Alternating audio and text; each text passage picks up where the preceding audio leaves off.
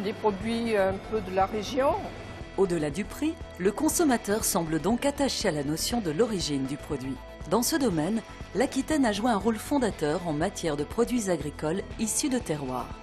Dès 1935, le sénateur girondin Joseph Capu, fondateur de l'INAO, fut à l'origine des AOC viticoles. À l'époque, l'initiative avait déjà essuyé des revers. Mais notre sénateur savait plaider sa cause. Et l'idée des AOC était née, non pas imposée d'en haut, mais voulue par les producteurs. Depuis, elles ont fait leur chemin, entraînant à leur suite l'alimentaire solide sous la houlette de l'IGP. Initiative approuvée au point que l'Europe s'en est inspirée. L'Aquitaine est la première région de France pour la production sous signe d'origine et de qualité. Il y a ici 101 AOC viticoles, 19 IGP et 8 AOP. Quels sont les bénéfices réels de ces démarches pour toutes les personnes concernées, du producteur au consommateur? Les produits d'origine coûtent-ils plus cher? Apportent-ils des garanties supplémentaires? Les consommateurs arrivent-ils à s'y retrouver parmi tous les sigles, logos et signes existants? Les produits, sous signe de l'origine, ont quel avenir? L'indication géographique protégée, non, je connais, bon, non, je ne sais pas si c'est souvent indiqué, je ne saurais pas dire. Ça, j'ai vu sur les bouteilles AOC, appellation d'origine contrôlée, mais non, ces logos ne me disent rien du tout. Elle est protégée, mais ce n'est pas suffisant. Elle est protégée de quoi? Je n'ai vu aucun des trois produits, aucun des trois logos sur les produits. Mais ça m'évoque, voilà, confiance déjà. Si je vois ça sur un produit, ça m'évoque confiance. Non, je ne connais pas ces sigles. L'indication géographique protégée, c'est des espèces protégées, non? Les logos, bon, c'est vrai que c'est tellement... Il y a tellement à voir sur un emballage aujourd'hui que bon, on s'y perd un petit peu aussi, mais bon. Tel qu'on est parti, là on est parti sur une explosion de ces logos qui sortent de partout. Vous avez peut-être pu interviewer des clients et vous rendre compte qu'ils sont un petit peu perdus dans ces logos. Trop de logos tuent les logos.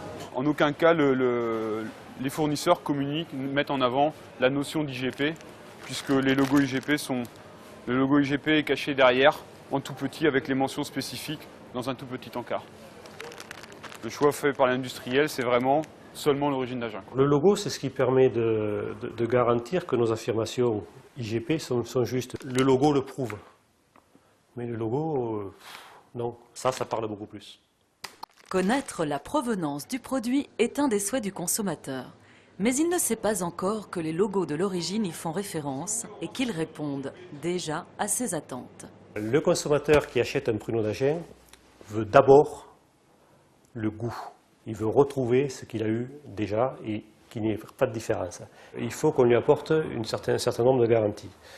Or, les garanties, elles résident essentiellement dans le cahier des charges que doit appliquer tout producteur ou tout transformateur de pruneaux d'Agen. Toutes les, on va dire, contraintes induites par l'IGP, c'est quelque chose qu'on avait déjà pour habitude. Tout ce qui est les bonnes pratiques, c'est quelque chose que déjà on connaissait.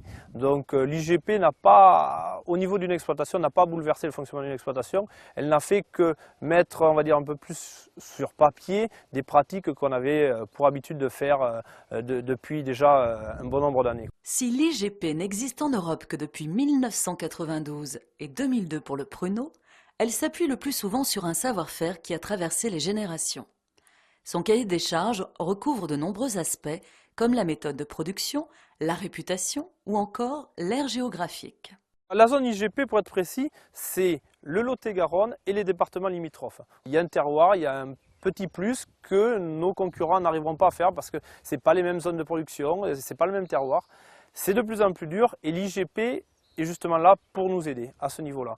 Alors c'est limité aussi parce que l'IGP nous protège très bien au niveau européen. Aujourd'hui, que vous promeniez n'importe où en Europe, si vous achetez un sachet de pruneaux, s'il y a marqué pruneaux d'Agen, vous avez la certitude qu'il est produit en Lot-et-Garonne, peut-être chez moi même, et j'en serais ravi, mais enfin il est produit en Lot-et-Garonne, ce que vous n'aurez pas quand vous promènerez dans le reste du monde, où là, si vous trouvez par hasard un sachet marqué pruneaux d'Agen, et bien là l'IGP ne nous couvre pas sur les pays hors Europe. Après avoir entendu le point de vue d'un producteur, partons maintenant chez un industriel de la transformation et de la mise en marché.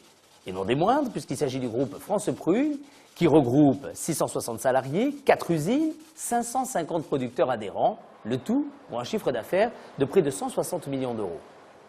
Joëlle Vidal, vous êtes directrice qualité de France Prune, le leader français et européen sur le marché du pruneau. Concrètement, selon vous, qu'est-ce que l'IGP a apporté à ce marché? Au marché du pruneau et à notre entreprise, l'IGP a apporté en fait la possibilité de défendre le pruneau d'origine Agen par rapport aux importations et aux pruneaux d'importation, et également a permis un développement des ventes sur le marché à l'export. Si l'on se place côté consommateur maintenant, qu'est-ce que l'IGP lui garantit? L'IGP est signe de caractéristiques de produits qui sont garanties aux consommateurs, comme le taux de sucre, les conditions de récolte, et également donc en termes de sécurité alimentaire, le fait que les traitements sur l'amont vont être suivis, donc en verger. En station de séchage, il y aura également une traçabilité d'assuré, traçabilité jusque chez le consommateur à travers l'ensemble des procédures et des contrôles mis en place dans les entreprises.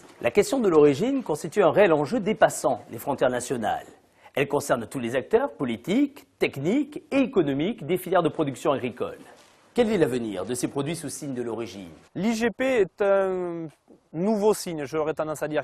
Maintenant, identification géographique protégée, c'est quand même des mots qui sont forts. Et il faut impérativement que le consommateur ait bien ça en tête et que quand il achète un produit, qu'il voit ce logo, il ait une sécurité en disant je sais d'où c'est que ça vient, je sais où c'est que ça a été produit, j'y suis même peut-être passé en vacances, je connais des gens qui sont dans ce bassin de production. Voilà, c'est ça qu'il faut que le consommateur ait en tête. La notion d'IGP, dans la mesure où elle se généralise un petit peu, elle ne peut qu'acquérir de la force.